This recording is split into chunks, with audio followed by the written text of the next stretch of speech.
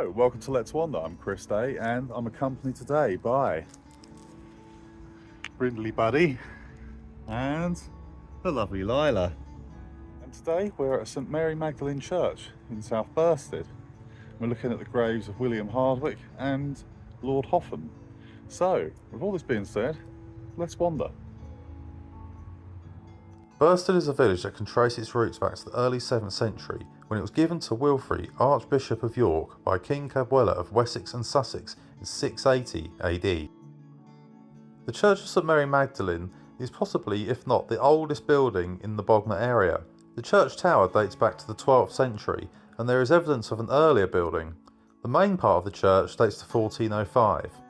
The church bell tower holds 3 bells. One bell dates from 1610, another from 1614, and the tenor bell from 1833, and it weighs in over half a ton.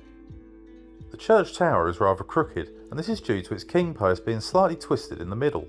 The tower is from an earlier church, possibly 12th century, while the main part was built in 1405. On going inside, you can see that the pillars are also crooked. The congregation were all very welcoming, and the vicar, having seen our previous video, gave us a few facts for this one.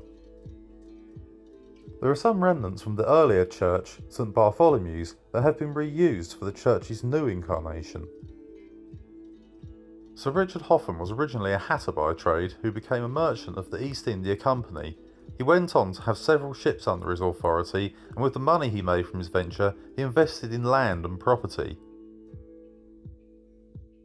Hotham bought up land in Bognor, which was a fishing village, and decided to make it into a resort. Named like its neighbour Littlehampton, he chose to call it Hothampton. Unfortunately, his idea was not a success, but you can still find buildings and places around Bognor which are named after him, like Hotham Park and Hothampton Car Park. I couldn't find much information about William Hardwick, as everything linked to his name results in reviews of the pub in the High Street. What we do know about him is that he built the New Inn around 1816, and that the inn became the Sussex Hotel, and then in 1987 the name was changed once more to the William Hardwick.